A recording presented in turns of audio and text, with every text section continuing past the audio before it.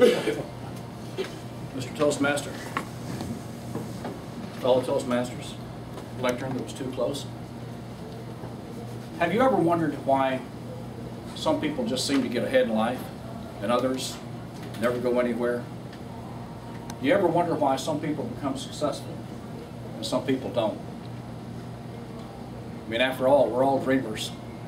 Why do some people's dreams come true and other people's don't?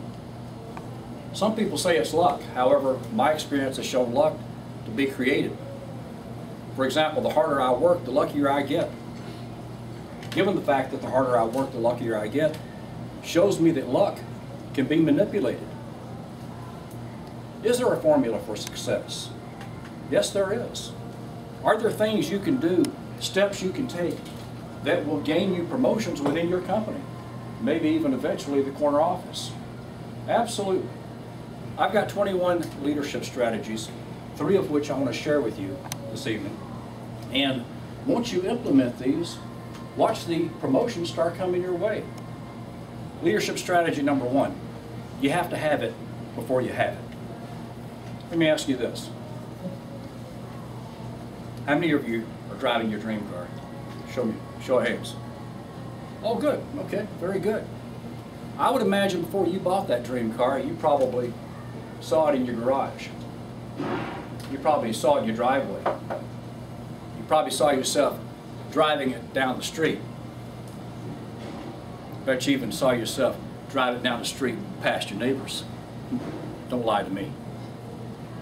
As for me, I went to the dealership on two different occasions and test drove my dream car without any intention of buying it that day, the next day, or the next week. You have to have it before you have it is a phrase I hear used frequently among successful people. Put it another way, you got to fake it until you make it. Yes. Or as Napoleon Hill says in his marvelous book, Think and Grow Rich, whatever the mind of man can conceive and believe, it can achieve. Now let me ask you this. Can you see yourself in the corner office? Yes? No? Maybe? Well, how about in that next rung up the ladder? If not, we need to change that. Before you ever accomplish anything great, you must first see the accomplishing. Now, if at first you say, no, I don't think I could get that promotion. Do this for me. No, strike that. Do this for yourself. Over the next 21 days, I want you to think and walk and talk like your boss just stuck his head in your office and said, hey, you got the promotion. In the morning before you open your eyes and at night after you close your eyes to go to sleep, see yourself sitting in that chair. For the next 21 days, see yourself sitting behind that desk. For the next 21 days, see yourself in that office. See your secretary bringing your coffee. For the next 21 days, see yourself directing your team. After about 15 days, you'll go from, no, I don't think I could get that promotion, to, well, maybe I could. And then after 21 days, you'll go from, well, maybe I could, to, you know, I think I can. I think I can. And once you say, I think I can, then you've just bought a ticket on my favorite mode of transportation, which is the little train that could. And if you'll recall, the little train that could, did. Why 21 days? Research has shown that it takes 21 days to form a habit. Do something voraciously for 21 days and it will become a solidified habit. And then do it for 21 more.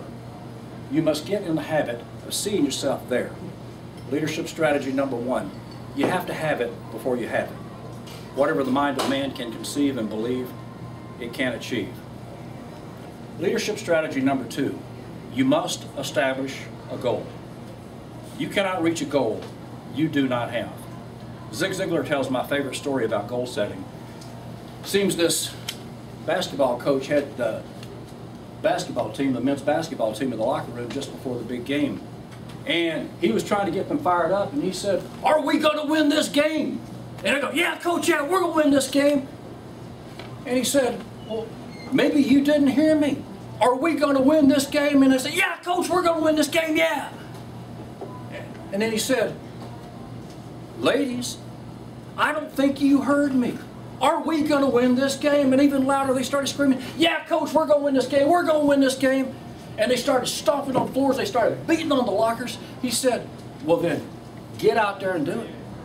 And they nearly tore the hinges off the doors getting out to the basketball court, took the balls off the rack, and started dribbling and went to shoot. And noticed that somebody had taken down the goals. Captain of the basketball team goes to the coach and says, Coach, somebody took down the goals. How can we play the game of basketball without goals? Good question. How can you play the game of life without goals? What if you got on an airplane and that pilot didn't have a goal? What if he took that airplane off the ground and said, well, I think I'll just fly these folks around? How crazy is that? But did you know that that's how most people are living their lives? They go to work today because that's what they did yesterday, and that's what their friends are doing, and they have no definite goals. And that is why 95% of the people in this country live day to day worrying about money. You got to have goals. Let me share a key with you that I do and that a lot of successful people do.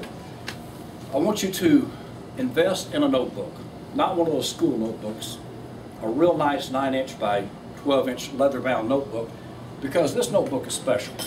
This notebook is going to help you become very successful. Therefore, we're going to call it your success journal. Open up your success journal, page 1, top left, and write down goal, semicolon. And then write down that promotion you want, or that position you want, or whatever your goal may be. See, something magical happens when you commit a goal to paper. Once you commit a goal to paper, it looks reachable. And once a goal looks reachable, it becomes reachable. I'm going to skip down to leadership strategy number 6. Leadership strategy number 6. Tell me about your attitude. And I know what you're sitting there thinking. Yeah, look at you smile. You're sitting there thinking, John, I've heard about attitude all my life. And I know you've heard about attitude all your life. But you haven't heard about it today. Did you know that it's your attitude, not your aptitude, that determines your altitude? But wait, I'm going to stop there. Because you know what? I'm not like most speakers. I'm not going to stand up here and preach to you about where a good attitude will take you. But I will share with you where a bad attitude will leave you. 29 years ago, I met this young sales rep. He was hired by one of my top suppliers. He serviced our account then, and he services our account today. He was efficient and reliable. And today, he is just as efficient and reliable as ever. But every time I call him, he seems like he's in a bad mood. Because he is.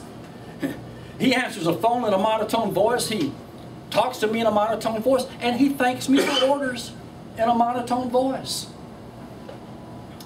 Sometimes I want to apologize for calling him and bothering him. It seems like I bother him. Anyway, just before Christmas, every year, just before Christmas, he and his sales team, usually about 4 or 5 people, get their picture taken for their Christmas card. And 29 years, I have been receiving his Christmas card, and in not one of them has he ever been smiling. I hear him badmouth his company, I hear him badmouth his bosses, I hear him badmouth life in general. I'm here to tell you he brightens up a whole room when he leaves. I've seen his company hire many young men and women after him. And today, some of those men and women are his bosses. Now, some people will tell you that he is where he is because of what he is. But I'm here to tell you he is where he is because of what he's not. No, I will not stand up here and preach to you about where a good attitude will take you. But I will share with you where a bad attitude will leave you. Mr. Toastmaster?